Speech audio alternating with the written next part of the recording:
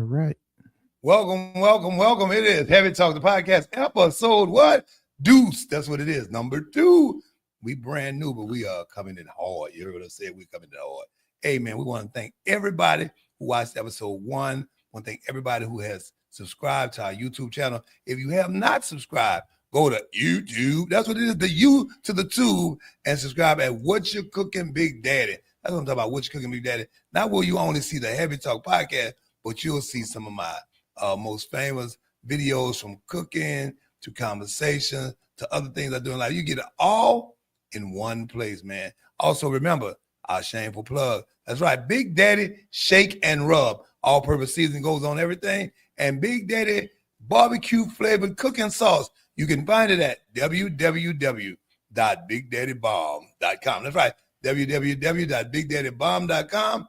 And welcome in. And for all of you who don't know, sitting next to me, episode 2 of the Heavy Talk podcast is my one and only nephew in the building, y'all. Nephew is in the building. Yeah, what's up? What's good? What's good? I ain't got my hat on today. I know he would let him come down. I thought he was like coming out one of them, like Yoda. He's like, and I'm with the father today. But anyway, I mean, man, I still can shoot. you know what I'm saying? It's pretty cool.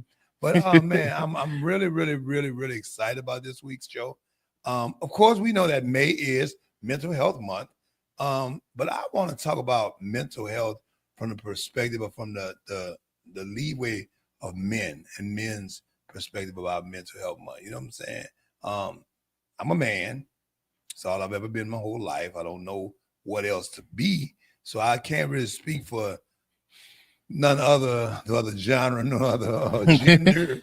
But I'm always amazed when talking to men, when talking to other brothers, about some of the things that they live with, some of the things they had to live through, some of the advice that they had been given in life. You know what I'm saying? About what I call my new word, mandom. You know, this kingdom, but there's this mandom rule of this is a man. Mhm. This is how to be a man. Like, what's one of the things you remember people telling you about being a man when you were younger? What did they not tell me when I was little? Definitely the easy one was real men don't cry. I remember that one. You know, Real men don't cry. real men don't cry. This one got thrown out real fast, but real men don't wear light colors like pink. That's That girl was- color. Yeah, that was a true thing about men. I remember, coming up and they used to tell you, when things went awry, men had to get straightening, out of women, things of that nature. I remember them saying, That was a toxic one. yeah, them toxic. Yeah. I remember them telling you that, you had to hold things in and build things up. I remember, just as it concerns mental health, not so much that it was just a man, it was more of a black type thing, more than just man, that we didn't do mental health. We didn't tell people what was going on in our houses or what was going on in our heads. You just had to deal with it. Mm-hmm. It wasn't a go see somebody, go get you, some therapy, go get you somebody to talk to. No. You got therapy. You was crazy. Yeah, basically, it's if you went laid on the couch. That's a word we used back in those days. We don't use them now, but that was the term that you used. The crazy house. You going to the crazy doctor, things of that nature. So just what it felt like, you know what I'm saying, for people to do it, it wasn't an encouraged thing to gain or to get mental health. So I want to take this episode and talk about some of those things. But the name of our podcast is what? Heavy Talk, right? So I was thinking about it and I said, let's go into this thing talking about something heavy. Oh Lord. But I want to talk about this issue. So in the community, right? And people say everything gotta be a black, white thing, but I only been a black man all my life. So I've been around other communities, but my experience is in the black community, right? Okay. Raised in a black household, got black family members, blackity black, right? So that's what I am, right? So I'm like, okay, cool. So my question or my thought at this time was, first of all, with the P. Diddy thing on TV, with the whole little trial and stuff of that nature, and people acting like they really didn't know, but knew, but didn't say, could say, but wouldn't say. You know, I was like, in essence, like people are not. You're at fault if you do something because you're grown. Let's get that out of the way. Right. But the thing is, people, or in our community per se, in most cases, because everybody, look, y'all send me them emails and all that. It's cool. I can handle mine 10 toes down on it. But understand that in our community, for the most part, it's like because of what we feel, how people are going to look at us by the person that we're talking about and how we're associated to them, we kind of keep things locked in. So what I'm speaking of is how everybody know about the nasty uncle and who to keep you away from, but nobody did nothing about it. Like everybody know, don't let that girl go sit on Uncle lap. A little nasty. Yeah, but nobody never checked on. Nobody never, sent him or dealt with him, or he had never been prosecuted. He didn't go to jail. He just ended up being that person who everybody knew about, but nobody really did nothing about it because he was family, because they didn't want to see him go to jail, or because we had a knack of protecting or keeping things inside the family and not wanting to put them out. I don't think so much as for them, but as for what it would have said about the family. So sometimes I think people protected those type of people because they didn't want the family to have that look on them and that stigma on them. So they just kept it in their little huddle. But the thing was, who you keeping safe? Good question. Yeah, you loading them up. God, I'll take the first part of it. Go with it. I think and this can go back to where we was talking about with dudes' mental health and stuff like that. I think growing up back in the day, y'all so used to not having everybody in your business and being able to take care of it, that kind of bleeded into how you handled your folks or how you handled your family. Because nobody, even though everybody can understand, folks got some crazy folks in the family, you whether they be on drugs, whether they be homeless, whether they be super duper rich, whether they be popular. Folks got, everybody's family is pretty broad, but everybody wants to highlight the good side of their family, most cases anyway.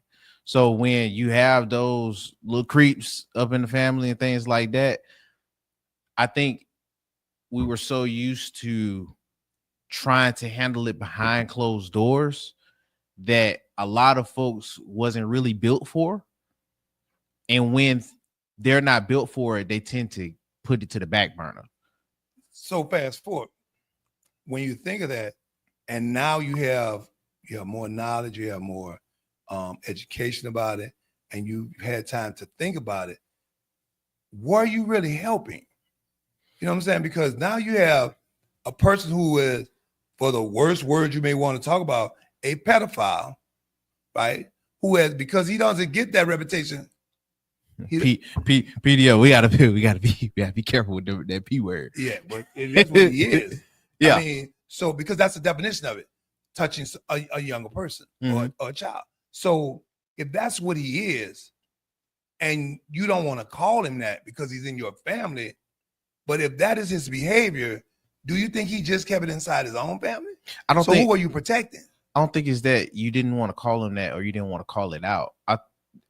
I think some folks aren't really built for the confrontation that will come from that, because just as heavy as we put it on, quote unquote heavy talk, yeah, just as heavy as we put it on, that person will defend it. You feel me? They may not think, in a lot of these people here in diluted way, they may not think what they're doing is wrong. So they're going to be combative, or they're going to be, for some folks, they might be violent. And to bring up that type of heavy conversation that needs to be had, I don't think everyone will be built for, especially when it comes to family and letting that news be out. Because at those places, shoot, sometimes you need actual professional help. You feel me? And a lot of folks don't want to include other people inside of their business. And I think that's how you get all the way down the line where they're just there and you avoid versus you pointing out and you weeding them out. You feel me? Yeah, because the definition that most times it comes from a lot of times that person who you violate, right? Yeah. Like they didn't do it in an open room, but that person who you violated said it to somebody who didn't engage into putting you into a criminal point, but now it's just stay away from them, right? So let's cross the street. Heavy talk. So you got that person in the family who you don't say nothing about, right? So then here's another mindset, because it's all going to go back to mental. This is just the introduction to it, right? So I used to work in a juvenile facility. So in the juvenile facility, these were children who were given to the state, or the state took them because of certain instances within the home structure. So when I first started off, I started working like 11 to 7, right? And so in order not to sleep at work, I began sitting up reading files at night. And I began to kind of see a pattern in these files, right? So one of the patterns that I started seeing was the amount of women who were so desperate to have companionship or to keep their relationship that they were willing to not believe their child or give their child up because they didn't want to lose the relationship. And now that I'm older, now that I'm more educated, I mean, even back then I thought it was really obscure and weird and crazy, but it's like now you figure, was that really worth? What is the mental state of a person who longs for love that bad to where they'll deny the very child that they're born, the ability to be raised and be with them because they don't want to be without a relationship. Like I'm talking about straight, can see all the facts, but deny. Can walk in, but it wasn't what it looked like. Child can tell them that, and they be like, well, I read one file that said, she's always trying to break up my relationship. She always don't. Or the system came in and said, look, this guy went to jail for this. He's not to be around, children or anybody of this age or whatever. And like, I want to be my man. If he can't be around them, take them. And to me, that was like, yeah, that's wild. That's mind blowing. But I'm talking about this factual. This is in the notes. I'm reading this and I'm going, who does this? What is your mental state? What is your capacity? Or why would you think that you need anything or anyone that bad to where you can dismiss the relationship of you and your child, or give your child to an outside party so that you can stay what you call, and quote unquote, happy, and instead just take care of your child? So what we talking about there? Is that a mental issue? Is that a state of mind? Is that would you call it sickness? What would you define that as?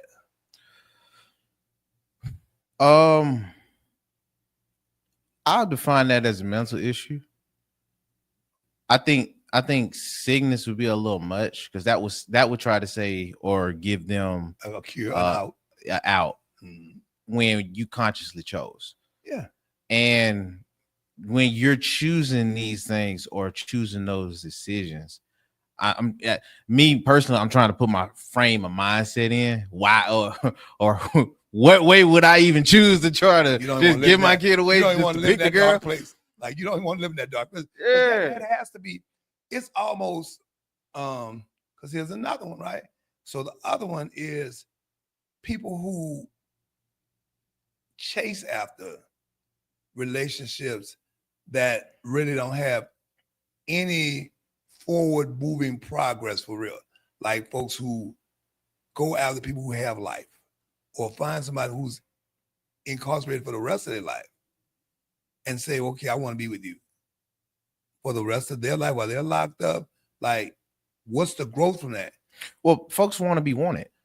You know what I mean? It's a lot of folks out here that don't have as much success in the dating world, or when they do interact with people, they either get used or they get mistreated, or they might even feel like they're left out while still being with somebody. So now you still crave feeling like you're wanted or feeling like you're needed. And a lot of these cases, an inmate needs you for at least for that, to feel like he got a presence outside the wall. Shoot, somebody that had those type of traits where they're just willing to give away their kids. I would like to think maybe there's some trauma in the back of that. Maybe they're not so much used to getting the attention. So when somebody that they want the attention from is there to give it to them, by all means, anything possible as long as I get it. You feel me? And I don't want to lose it. It's my first time having somebody who, or I'm so wrapped into that. But yeah, they kind of fainted. And so then therefore, that I think that would still bring us back to a mental situation or a mental space, right? Yeah. And there's something that's missing or something that's telling you the wrong value. It's almost like a math problem, right? And it's like, if you don't have the right variables in a math problem, you can work the problem, but the end is you're not going to get the right answer. Yeah. So it's like, yeah, you got A, you got B, you got C, but you don't have the right variables to come out with the correct answer. So how do you introduce that? How do you allow people to understand what they need, or that they need to be introduced to having mental health, or having the need of someone to go to? I'm glad that in these days and time, there are more people talking about mental health, or more people talking about them being under the guidance of someone who a professional, right? So I was telling somebody one time when I was suffering with depression, right? And people like, how are you depressed? Or how do you, and you this outgoing person, you had this great person. Depression is not always that thing that people have given us, that picture that they drew of depression. You know, most people say when you're depressed, you're laying in the bed, you're just, you got the head under the covers, you just somewhere kind of like not wanting to move. Now that is a type of depression, but you don't always have to be like that in order to be suffering from depression. So, and I found out, because I've been in therapy before, I still have people I talk to, on a professional level, on a spiritual level, or whatever the case may be, because sometimes you just can't figure it out yourself. Sometimes you get into a space, right, where in hearing it or telling it to somebody who is a professional or who's used to helping people along can help you along the way. So I found out that those things that I was dealing with or suffering with came from, as you said, traumas, right? Traumas that I had really kind of like blocked out or put to the side. Some traumas that I had brought upon myself because of things that I believed, or I believe were to be a certain way, or be done a certain way. Some things that I put on myself. Like, there's sometimes we put ourselves in a box, or we set standards and goals or situations for ourselves, and when we don't meet them, we become depressed about them. We have anxieties. We feel like we haven't accomplished, made it to where we supposed to be, right? And so in all that, it was like, wow, man, okay, but how do I get free from this, right? Now, me personally, I call it a twofold thing. One, yeah, I'm gonna talk to somebody who is a professional to let me know exactly what it is. But two, I'm a spiritual person, right? And so I believe in the power of you having a spiritual life and a prayer life, right? And some way to release these things into the atmosphere that God can assist you in fixing them. Mhm. But you can't deal with, I don't care what it is, you can't deal with anything that you don't face, right? That you don't put a conversation to it, you don't admit that it's going on. Because you can want to lose weight, right? Mhm. Desire to lose weight, but until you realize, hey, this ain't what I desire to be, this ain't what and I need to do something, nothing happens until you activate yourself into doing something towards that. And I think that's what everything, especially in the mental health. I agree. You got no back and forth with me on that, because I still suffer with that.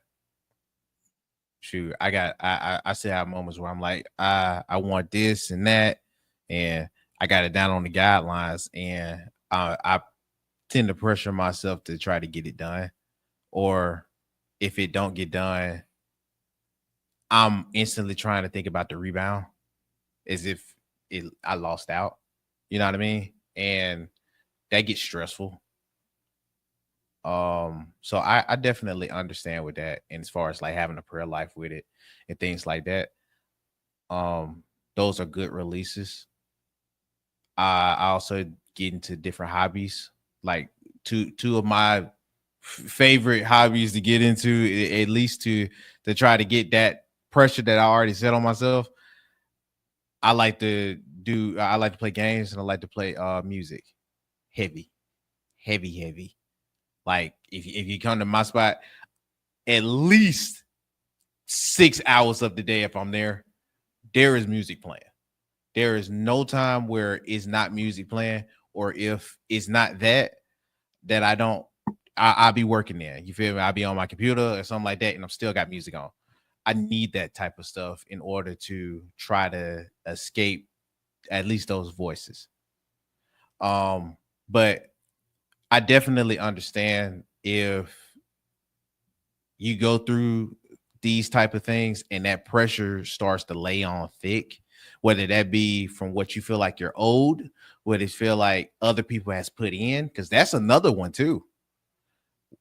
Knowing that a lot of folks is believing on you to do something and you don't do it, or you can't achieve it, that builds up pressure too, because now you feel like you're letting folks down. Now you feel like the folks that's really, really important and believing on you through this, that you're not living up to your end if you don't achieve it. And I think that that's where prayer is the most important, especially if you got folks that believe in you full-heartedly. And that's where you got to seek, you know what I mean, with yourself and God. You feel me? You can't just let that sit. Yeah. And that's where I think I'm with you wholeheartedly with that sitting there is ironically denying the accountability. So I'm with you all the way with that. And in that, you use the word just now, and it's like, so I taught a class on yesterday, right? And the class talked about the 5 steps to success. So this is a group of men, like 17 guys in the class. What's the age range? We're talking anywhere from 21 to 35, maybe 40. The oldest might have been 40. He could have been somewhere near 38 or 40, right? So these guys are in this class. And what was interesting to me is that the book gave you these 5 steps to success, right? Mm-hmm. And like I told him, these steps really are biblical principles, but they also can be attained in any part of your life. But my real interest and observation was, before I could give you these 5 steps, I want to show you something. Mm-hmm. So I asked each individual, what does success look like to you? What'd they say? Oh man, it was all over the spectrum, because what they believe success is can either make them or break them, right? And it will have them in a space to where, okay, so one of the guys first, he said success to him was, a lot of people lean towards money. Mhm. So he was like, Being well, rich. yeah, well, he was like, I want to make between, he said, I want to make between 110 to 180,000 a year, right? Shoot, so I I'm was be like, nice right now. I ain't gonna that's lie cool. to you. So then, but what are the things that makes that? How do you make that? Are you in position to make that? What's your field, your job, right? Because I remember when I had a job, and one of the jobs I had, I don't care how many years you were there, it topped out at 55. Mhm. So if I want to do this, or I want to have that type of lifestyle, I've got to position myself, right, to be there, or figure out what it's going to take for me to be there to achieve that. What does that have to do with mental health, Dwayne? Because I think a lot of people who deal with mental health and mental issues come from living in a false narrative type world, right? Mhm. They've been given all of these, a man should do this, a man should be this, real men don't do this, this is the responsibility of a man, this, and so they have all of these narratives and things that they're trying to prove themselves to or in, right? While nobody's telling them, well, if you don't do this, you can pivot and do this, right? Mhm. Or don't think you can't do that, but take baby steps so that you can be proud of yourself in doing this. Or when it comes to mental issues, hey, take time out. If you can't handle this, go talk to somebody who's been through this. Talk to somebody who can handle this, who can show you. That's generally never the answer to them, right? It's more or less, you better handle this. You better, make your way. I think that's one of that one right there. I think that's one of the other important ones. I think a lot of dudes feel like, because I'm definitely with you. It is always told on a dude that a man should yada yada yada. You feel me? You just place whatever you want, but it's usually said a man should. So when you don't get it done, you're looked as less of a man to a lot of dudes. Yeah. And a lot of time to the dude who told it to you. Yeah. Or the one that you look up to it. And so and people think that hurt. That hit different. And people think that's not a mental issue, but it's in your space. So if your mind is there, your mind doesn't have a way to work around anything else, because you're in a space where you're so worried about that thing, right? Or not getting to that point to where normalcy or things of a normal thought pattern process can't get through, because you're so focused on, I didn't do this. Especially like if it's a person you look up to, or you want to be proud of you, say a dad or an uncle or somebody, right? Or somebody who you want to make proud. And so when they give you this standard of, this is what a man is, or this is how a man thinks, or this is what you do, and you can even learn it's different, but because you don't want to deny or put them in a place where they told you something wrong, right? I'm gonna give you a good one. So, and it's a narrative, but it's like, so my grandfather, when I was younger, my grandfather hung out with me, right? I like to go hang out with the old heads. So we was somewhere one day, and he asked me for some money in the store. Okay. We was getting, I don't know, like some lunch meat. So we used to get lunch meat and bread before we go fishing, right? Oh, okay. But he asked me for some money. I went in my pocket, but my money was balled up. And he said, son, did you ever have your money all balled up? He's like, because you could lose it. You know what I'm saying?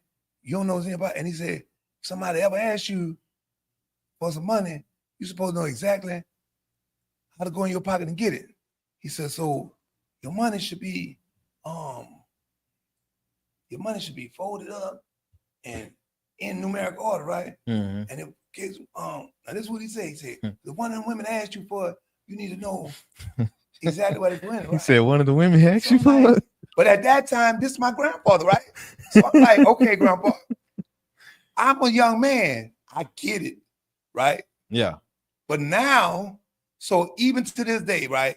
This is how I carry my money. I carry it folded. I mean, because I thought it was a good thing to keep it folded, but not a good reason. You know what I'm saying? So it's like I wanted to keep my money neat. Yeah. But not for that reason. In numerical order. But when he told me the reason, okay, I'm young then, right? But as I got older, I was like, hold up, it's my grandpa. Mm-hmm. And being my grandpa, that's my grandma's husband. Mm-hmm. So why is my grandma's husband telling me about, you know what I'm saying? But I'm at this point where I'm free. I'm free to think this thing through. I have a space of my own where I'm not guided by or locked in by the things that I've been taught. Mm-hmm. But that's a learned behavior. A lot of people don't get to free themselves to the point where they think for themselves. They're so locked in by what they've been taught or what they've been told that they govern it as law. Yeah, it's a lot of folks that get set in their ways a little early. Shoot, I got a story with that with my uncle and my dad. My uncle always told me that especially when it came to like cutting grass or like yard work, women don't need to be outside doing that. They ain't planting no flower, they don't need to be doing that cutting grass or no weeding out and stuff like that. So he told me and my cousin that I remember he laid it on thick to us. Ever since then, I got this. Whenever it's time to do some yard work or something like that, it'll bug the mess out of me. It really get me pissed off if I see them try to go out there and grab a lawnmower, grab a weed whack, do any of that if it's not something lighter. Because I looked up the and the last thing I need to do is make it seem like I have women out here doing stuff that they don't need to be doing. Whether it's what they like, whether it really is them, whether it's not because you making them do it. It's just I got programs like that. But it's like, yeah, so it's like, okay, my mind, right? Mm-hmm. So as we talk about mental health, but men's mental health, a lot of this stuff comes from us living in unhealthy spaces, right? And it's because we were misguided, given a lot of misinformation. That's basic truth, right? Basic bottom line. Because not that they didn't care about us, but they had a limited knowledge, right? A grandeur of a plethora of information, but I don't think they had the proper knowledge or even the proper reason for they told you a lot of things that they told you, right? So but this is my thing to that. When do anybody really have all the information? If you got somebody that looking up to you or something like that, like I think what most folks, at least like us, what we suffer from was the examples and how many folks at least had your best interest enough to let you know, hey, I want you to, you know what I mean, be better or a certain way when it comes to handling the business, as far as a man wise. Yeah. And I know for me, at least I can speak for me, I had a lot of different examples of that. Shoot, still today, one of the mentors, Joe Lockett, old head. he called you old Joe. Oh no! I'm definitely it's up for him. I don't care. He's standing 10 toes on that old Joe. But anyway, but watch this. So when you talk about that, you look at the space and you say, well, that's not really a mental situation, but it is, because now you blocking off or you put away the need for more information.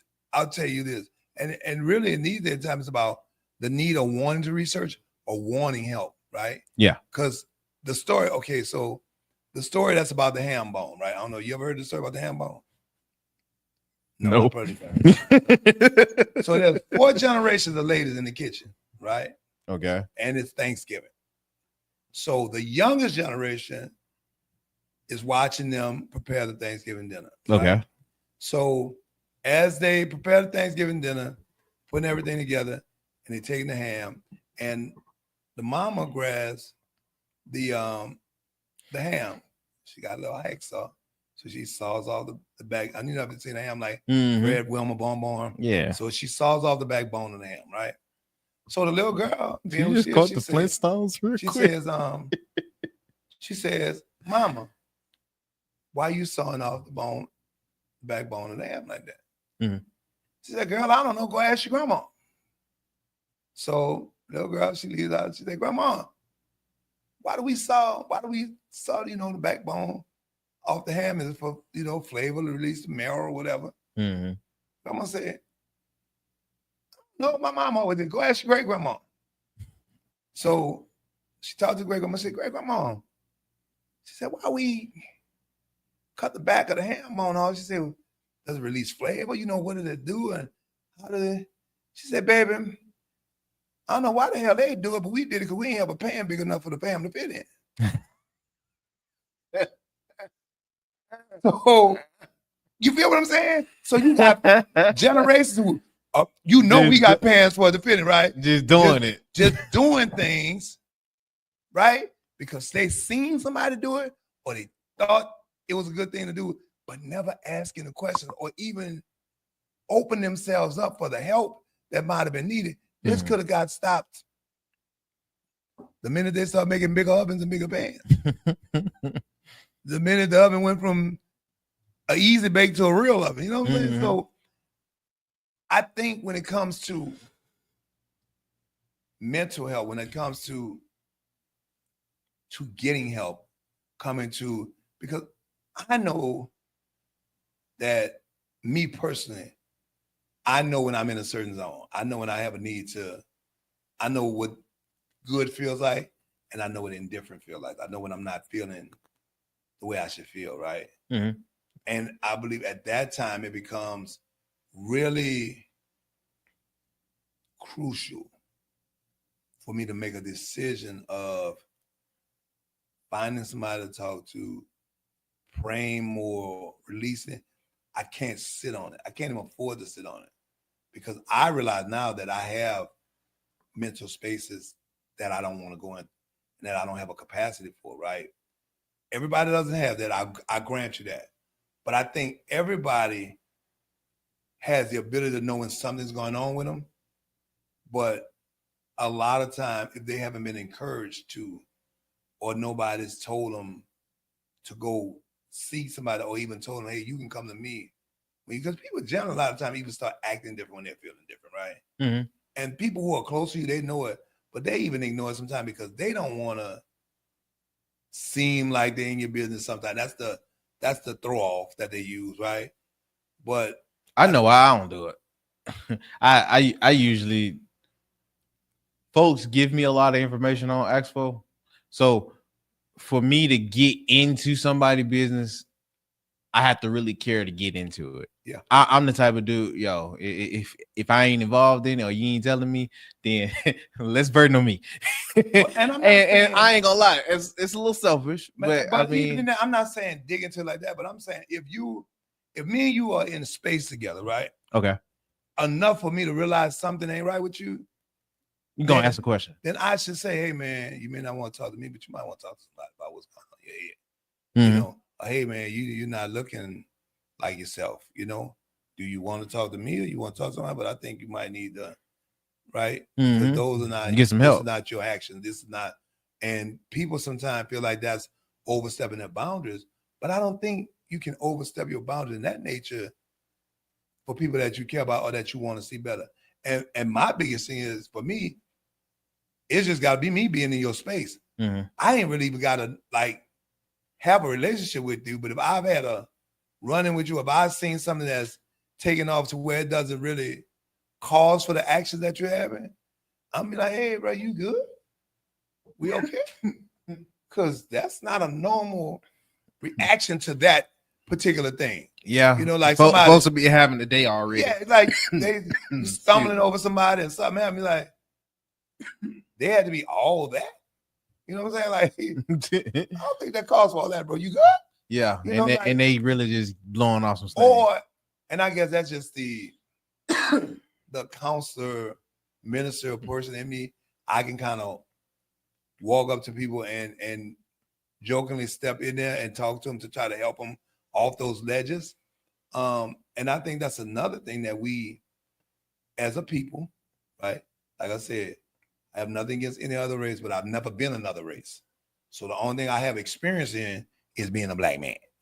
And as a black man, I feel that one of the first things that we have to do more of is be respectfully mindful of the brothers that are around us. Like leverage. Like just be more concerned. Don't just leave them out there. Like the terms when people say, "Am I my brother's keeper?" Mm-hmm. You know, we've lived in a mind your business, that ain't your business type world for some several years. And there's a time when that does apply, but not every time. You don't just let people walk off the cliff. You know what I'm saying? To me, it's like seeing somebody about to walk in traffic. That's his business. Hey, man, that car coming. Now, you keep on walking out there. You had other plans. Mm-hmm. But at least somebody told you.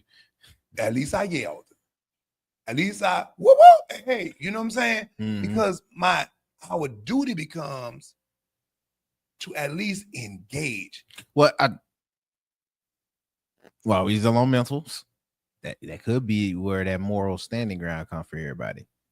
Because I'm with you. If you're thinking morally good a man, then morally you shouldn't want to see him destroy himself. You feel me? True that. You shouldn't want to see him self-destruct. And if there's a way you can solve it or prevent it, morally, for a lot of people, you should.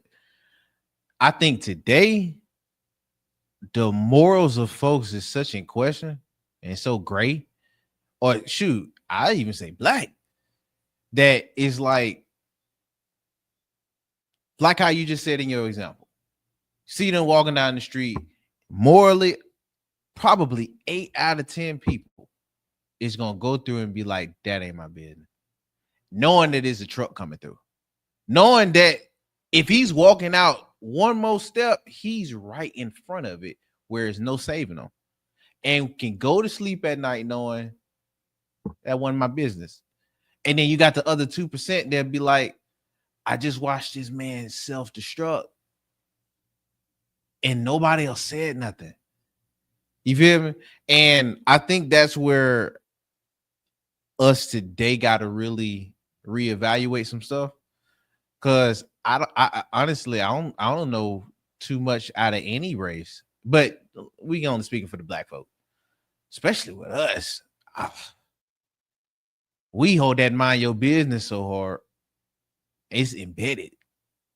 This is more than a decade in, as far as how deep that run. Even when stuff go bad, they tell you not to say nothing because that's considered snitching. You feel me? So like it's embedded. So that's got to be like a really big reprogramming or retooling on how to handle folks. So the name of the podcast is Heavy Talk, right? So on the real heavy side of that, would we consider, right? Can we really call it what it is? And the fact of the matter is that we have lived in a space, right? And created lifestyles, right? Mm-hmm. That are just unhealthy and really unreasonable. We as a culture, as a people, have given our people misinformation, desensitized them, accepted and called it something that it wasn't, all for the sake of allowance. Y'all do that.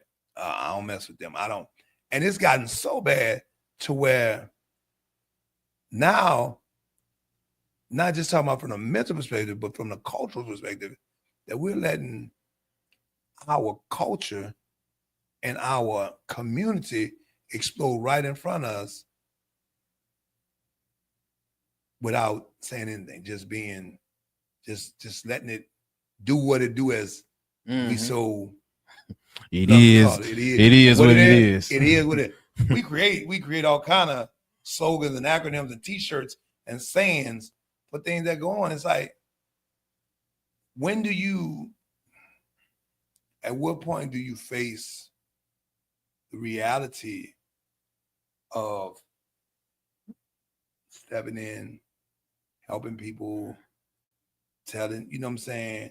I think people have really done a good job in these last days of telling people about mental health and saying, and there's a lot of more people who have a lot of platforms. I watch a lot of things on the internet. I watch a lot of people who are in high-ranking positions admit to the need for mental health and mental health professionals. And I applaud them for saying that. I applaud them for being a spokesperson, or being people who are giving way to that and letting people know that this is a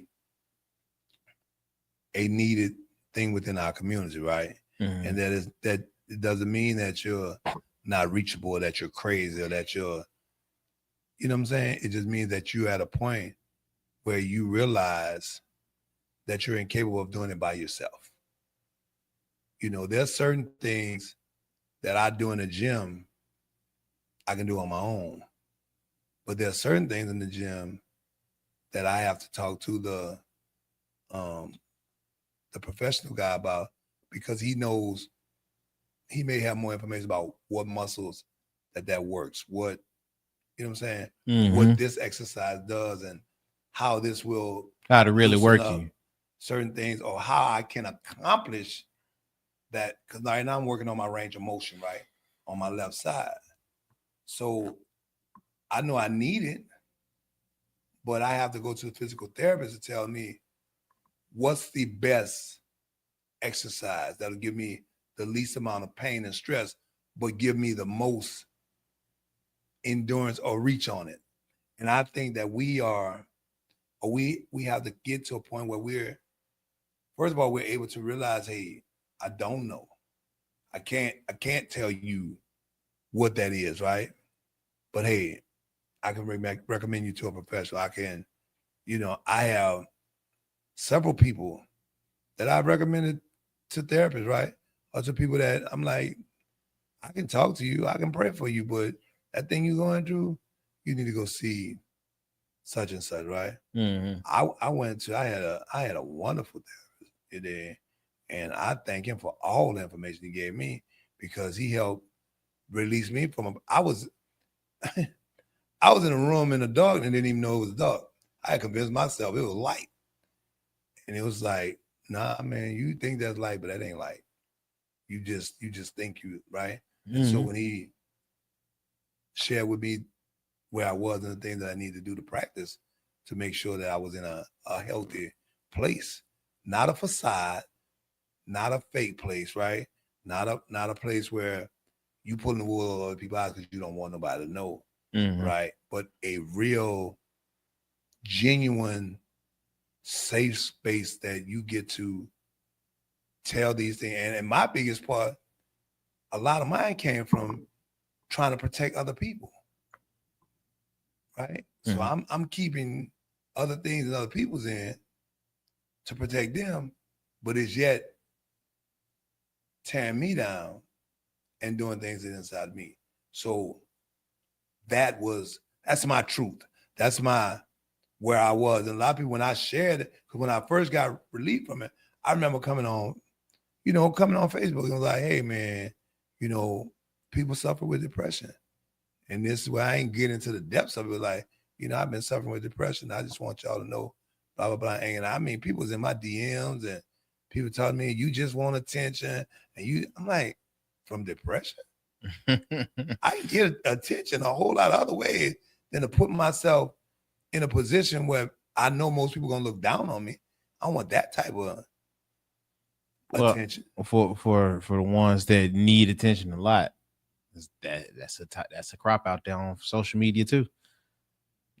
They'll do stuff or they'll do things to seek a desperate level of attention, whether that be you went missing for some days and nobody contact, whether that be you went through a traumatic experience, quote unquote, or you know what I mean. They'll see where that garners, and they'll be like, "All right, I feel like somebody caring about me right now."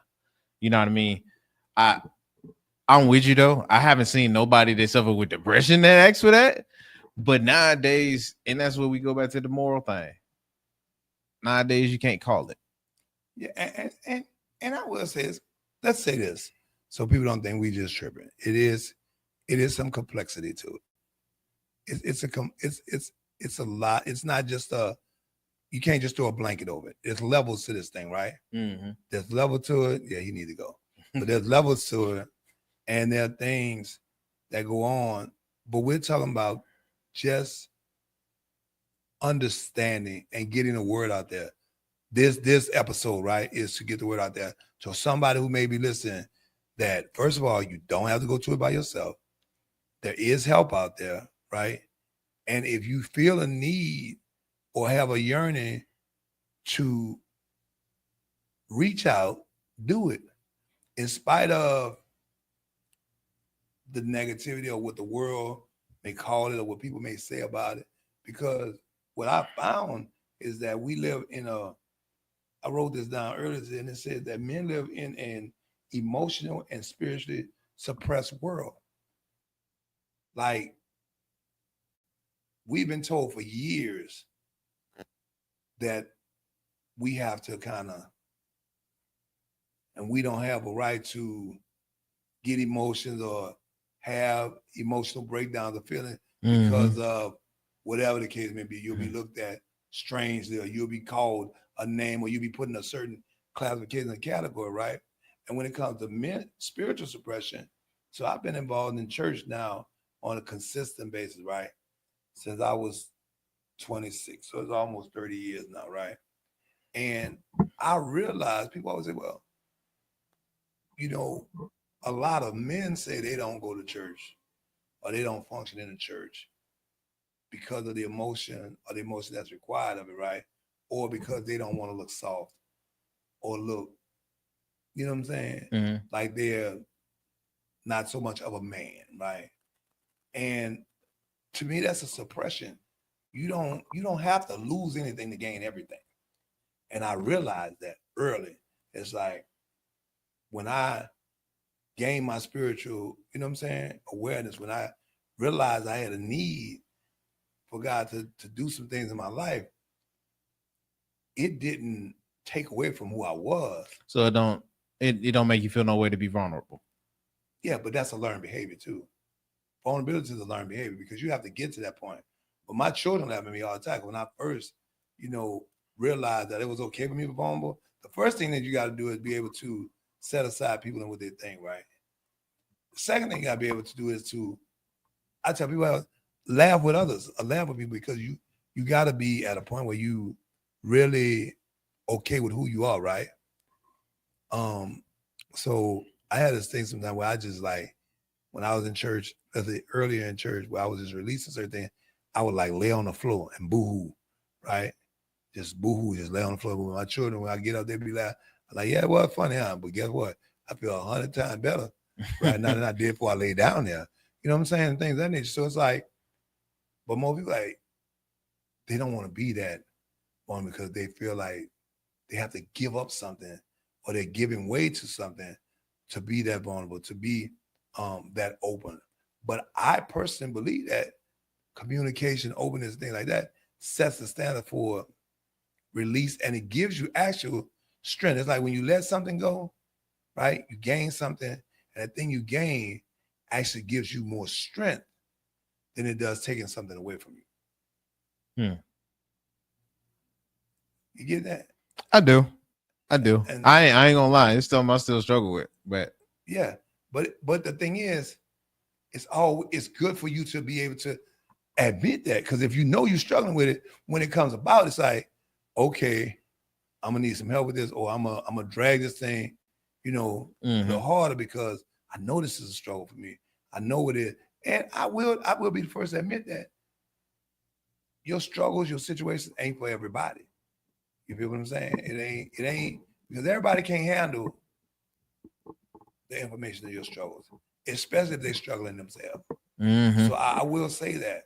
But when it comes to mental health, when it comes to getting help, I think the person knows better than anybody else when they're going through, when they don't know what to do, when they're feeling different, when they're feeling not themselves. I think they can hide it from people well too, but I think they're the first ones to know. And so my plea for the day, my request for the day, anybody hearing this, anybody talking to this, listening to this, for me to tell them, hey man, just get you to a place where you can get some help. The internet is full of things. There's teledocs now. There's a place where you ain't even gotta, they ain't gotta, if you're scared somebody gonna know who you are, call up, go to somebody, just figure out a way to get that thing off you. Back in the day, they used to call that monkey on your back. Mm-hmm. And figure out a way to get that monkey off your back safely with a good release, right? Or with somebody who will help you fight the monkey. You don't have to fight this thing on your back by yourself. And I think a lot of times, especially in our community, we make people feel like they got to do this on their own, right? And then the other part is we were always told, because I'm 56, right? So in some of those years, or young years, we was told, all you got to do is the great escape, right? When you're going to do something, so now go get high. Go, smoke something, shoot something. And so it disappears and it gives you a temporary relief, right? But when you come down, you got that on your mind, plus you may be an addict or may have a whole substance abuse problem on your mind now, right? And so these are all the things that we got to talk about. We got to talk to, and we got to be willing to face, especially, like I said, I don't know about no other community. I don't know about mine. And I see in my community, especially, like I said, I teach classes during the week to a group of men who, when I talk to these men, it's like, you really believe that? And like, what else am I supposed to believe? This is what I've been told. This is what I get. So that's why even in my workspace, I don't consider myself a counselor, right? But my title in this is called Mindset Renewal Therapist, right? Mm-hmm. And that's to get people to think different about every situation, right? To put some thought to it. Because a lot of time we, and I say we because I'm a black man, we as black men, we react without considering consequences, considering the whole page, taking that, talk about taking out the time, counting the 10 and all those therapeutic things. We just respond. So I take pride in talking to and teaching men about how to be better thinkers, how to change your mindset of how you look at something. Just because you see something, you see a thing don't mean that's what it is. That's maybe what it looks like. And that's from the old adage that everything that glitter ain't gold. And everything that says gold, it could be gold plated, it could be pure gold, it could be solid gold. It's not till you investigate it, you find out what type of gold it is, right? Mm-hmm. So when you look at things, when you look at situations, you have to begin to rethink and consider all things. That's relationships, that's mental health, that's whatever's going on in your life. It's a consideration of what's the true value, what's this going to cost me, and what can I do to make this better? That'll help everybody. So what you got, nephew? Shoot, I ain't got nothing on me with that. Hey man, I think that we'll kind of leave it there today. Okay. I think it was a great conversation. If we want anybody to take anything away from this conversation, if you feel the need, get it. Mm-hmm. And find somebody who's adequately equipped, or get a referral from somebody who's been to somebody. Get help. Yeah. And get a referral. Good help. You know what I'm saying? It's always good to talk to somebody or find out somebody who has, and don't talk about they got great responses on Google. Because just because people have good reviews on Google, don't mean that they're really good reviews. Yeah, fine. You gotta. I have been hearing that. Yeah, find somebody who you know or who you feel that you could trust or believe that'll lead you down the right path, or at least somebody who you work with, your HR people. You know what I'm saying? Job folks, somebody who you can have some confidence in getting it done. But May is Mental Health Month. Take care of yourself mentally, take care of yourself spiritually. But you can't be a great asset to anybody till you're a great you. And we'll leave them with that today. All right. Be a great you, man. And be there to cooking. Then you can be great to somebody else. I feel believe that. Hey, man, this is Heavy Talk, the podcast, episode 2. We got much, much more for you, man, coming. We don't plan on going nowhere no time soon. We got some great interviews lined up for you. We got some more things we're going to talk about. I know today we didn't get into all the topics because we wanted to get this over with and get this in there because it was really important to us. If you know me, you know helping folks and trying to get them with the help that they need is one of my passions. So look forward to go to our YouTube and What You Cooking Big Daddy. Please subscribe. Please share. Please tell your friends because there's more than just Heavy Talk to look at. I have cooking videos over there. I have my daily shorts over there. I have all kinds of stuff I'm doing in the community over there. But I need you to help us build this thing, man. It is Heavy Talk, the podcast. Me and the nephew in the building. So, look, man, until the next time, Heavy Talk, episode 2. We out, and we look forward to seeing you on episode 3.